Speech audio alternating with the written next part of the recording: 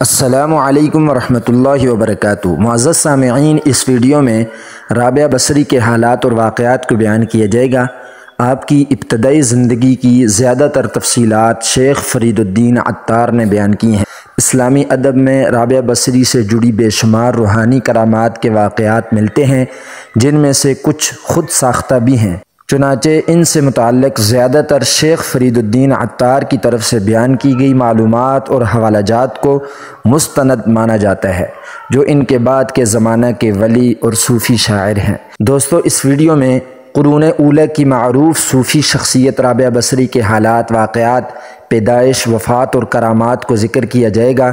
آپ سے گزارش ہے کہ اگر ہمارے اس چینل اسلامک 222 پر نئے ہیں تو ہمارے چینل کو سبسکرائب کریں تاکہ ایسے واقعات والی ویڈیو آپ کے پاس پہنچ سکے۔ دوستو، رابعہ بصری اپنے والدین کی چوتھی بیٹی تھیں، اس لیے آپ کا نام رابعہ یعنی چوتھی رکھا۔ وہ ایک انتہائی غریب لیکن معزز گھرانے میں پیدا ہوئیں۔ رابعہ بصری کے والدین کی غربت کا اندازہ اس بات سے لگایا جا سکتا ہے، جس شب رابعہ بصری پیدا ہوئیں آپ کے والدین کے پاس دیا جلانے کے لیے تیل نہ تھا اور نہ آپ کو لپیٹنے کے لیے کوئی کپڑا۔ آپ کی والدہ نے آپ کے والد سے درخواست کی کہ پڑوسیوں سے تھوڑا سا تیل ہی لے آئیں تاکہ دیا جلایا جا سکے۔ آپ کے والد نے پوری زندگی اپنے خالق حقیقی کے علاوہ کسی کے آگے ہاتھ نہ پھیلایا تھا، چنانچہ وہ پڑوسیوں کے دروازے تک تو گئے لیکن خالی ہاتھ واپس لوٹ آئے۔ رات کو رابعہ بصری کے والد کو خواب میں حضور پاک صلی اللہ علیہ وسلم کی زیارت ہوئی اور انہوں نے رابعہ کے والد کو بشارت دی کہ تمہاری نومولود بیٹی خدا کی برگزیدہ بندی بنے گی اور مسلمانوں کو صحیح راہ پر لے کر آئے گی۔ تم امیر بصرہ کے پاس جاؤ اور اسے ہمارا پیغام دو کہ تم امیر بصرہ ہر رات کو 100 مرتبہ اور جمعرات کو 400 مرتبہ درود کا نذرانہ بھیجتے ہو، لیکن پچھلی جمعرات کو تم نے درود شریف نہ پڑھا، لہٰذا اس کے کفارہ کے طور پر 400 دینار بطور کفارہ یہ پیغام پہنچانے والے کو دے دو۔ رابعہ بصری کے والد اٹھے اور امیر بصرہ کے پاس پہنچے۔ اس دوران آپ کی آنکھوں سے خوشی کے آنسو جاری تھے۔ جب امیر بصرہ کو رابعہ بصری کے والد کے ذریعے حضور پاک صلی اللہ علیہ وسلم کا پیغام ملا تو یہ جان کر انتہائی خوشی ہوئی کہ وہ نبی آخر الزمان صلی اللہ علیہ وسلم کی نظروں میں ہیں۔ اس نے شکرانے کے طور پر فوراً 1000 دینار غرماء میں تقسیم کرائے اور 400 دینار رابعہ بصری کے والد کو ادا کیے اور ان سے درخواست کی کہ جب بھی کسی چیز کی ضرورت ہو تو بلا جھجک تشریف لائے۔ کچھ عرصے بعد رابعہ بصری کے والد کا انتقال ہو گیا۔ اس اثناء میں بصرہ کو سخت قحط نے اپنی لپیٹ میں لے لیا۔ قحط کے دوران آپ رابعہ بصری اپنی بہنوں سے بچھڑ گئیں۔ ایک بار رابعہ بصری ایک قافلے میں جا رہی تھیں کہ قافلے کو ڈاکوؤں نے لوٹ لیا اور ڈاکوؤں کے سرغنہ نے رابعہ بصری کو اپنی تحویل میں لے لیا اور آپ کو لوٹ کے مال کی طرح بازار میں لونڈی بنا کر بیچ دیا۔ آپ کا آقا آپ سے انتہائی سخت محنت اور مشقت کا کام لیتا تھا، اس کے باوجود آپ دن بھر میں کام کرتی اور رات بھر عبادت کرتی رہتی اور دن میں بھی زیادہ تر روزے رکھتی تھیں۔ اتفاقاً ایک دفعہ رابعہ بصری کا آقا آدھی رات کو جاگ گیا اور کسی کی گریہ وزاری اور رونے کی آواز سن کر دیکھنے چلا کہ رات کے اس پہر کون اس طرح گریہ وزاری اور رو رہا ہے۔ وہ یہ دیکھ کر حیران رہ گیا کہ رابعہ بصری اللہ کے حضور سر بسجود ہیں اور نہایت عاجزی کے ساتھ کہہ رہی ہیں، اے اللہ، تو میری مجبوریوں سے خوب واقف ہے، گھر کا کام کاج مجھے تیری طرف آنے سے روکتا ہے، تو مجھے اپنی عبادت کے لیے پکارتا ہے مگر میں جب تک تیری بارگاہ میں حاضر ہوتی ہوں نمازوں کا وقت گزر چکا ہوتا ہے، اس لیے میری معذرت قبول فرما لیں اور میرے گناہوں کو معاف کر دیں۔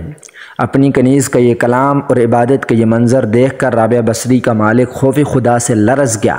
اس نے یہ فیصلہ کیا کہ ایسی اللہ کی ولی کنیز سے اپنی خدمت کرانے کے بجائے بہتر یہ ہوگا کہ خود اس کی خدمت کی جائے۔ صبح ہوتے ہی وہ آپ کی خدمت میں حاضر ہوا اور اپنے فیصلے سے آپ کو آگاہ کیا۔ اس نے کہا کہ آج سے آپ میری طرف سے آزاد ہیں، اگر آپ اسی گھر میں قیام کریں تو میری خوش نصیبی ہوگی، وگرنہ آپ اپنی مرضی کے مالک ہیں۔ تاہم اگر آپ یہاں سے کوچ کر جانے کا فیصلہ کرتی ہیں تو میری بس ایک درخواست ہے کہ کہ میری طرف سے کی جانے والی تمام زیادتیوں کو اس ذات کے صدقے معاف کر دیں جس کی آپ راتوں کو جاگ کر عبادت کرتی ہیں۔ رابعہ بصری نے گوشہ نشینی اور ترک دنیا کے شوق کے پیش نظر آزادی ملنے کے بعد صحراؤں کا رخ کیا۔ وہ دن رات معبود حقیقی کی یاد میں محو ہو گئیں۔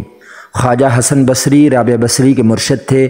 ان کی کل متاع حیات ایک ٹوٹا ہوا برتن، ایک پرانی دری اور ایک اینٹ تھی جس سے وہ تکیہ کا کام بھی لیتی تھیں۔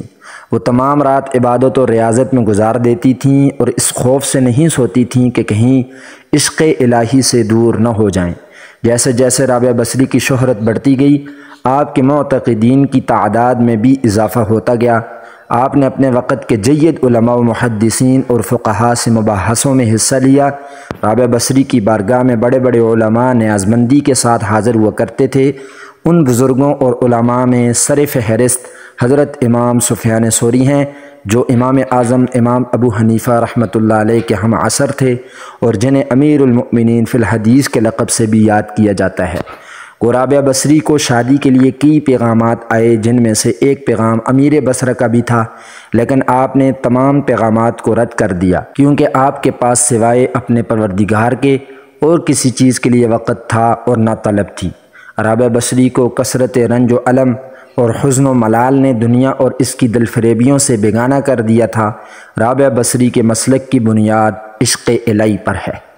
رابعہ بصری کی پیدائش سن 95 ہجری سے 99 ہجری کے دوران عراق کے شہر بصرہ میں ہوئی اور رابعہ بصری نے تقریباً 88 سال کی عمر پائی۔ آپ نے آخری سانس تک عشق الہی کی لذت اور سرشاری کو اپنا شعار بنائے رکھا، یہاں تک کہ اپنی آخری سانس تک معبود حقیقی کی محبت کا دم بھرتی رہیں۔ آخری وقت آپ نے اپنے ولی اور صوفی ساتھیوں کو بتایا کہ میرا محبوب اور معبود ہمیشہ سے میرے ساتھ ہے۔ ایک مرتبہ حضرت رابعہ بصری جذب کی حالت میں بصرہ کی گلیوں میں ایک ہاتھ میں مشعل اور دوسرے ہاتھ میں پانی لیے جا رہی تھیں۔ لوگوں نے ان سے پوچھا کہ یہ آپ کیا کرنے جا رہی ہیں؟ تو رابعہ بصری نے جواب دیا کہ میں اس آگ سے جنت کو جلانے اور اس پانی سے دوزخ کی آگ بجھانے جا رہی ہوں، تاکہ لوگ اپنے معبود حقیقی کی پرستش جنت کی لالچ یا دوزخ کے خوف سے نہ کریں، بلکہ لوگوں کی عبادت کا مقصد محض اللہ کی محبت بن جائے۔ ایک مرتبہ رابعہ بصری سے پوچھا گیا کہ کیا آپ شیطان سے نفرت کرتی ہیں؟ رابعہ بصری نے جواب دیا کہ خدا کی محبت نے میرے دل میں اتنی جگہ ہی نہیں چھوڑی کہ اس میں کسی اور کی نفرت یا محبت سما سکے۔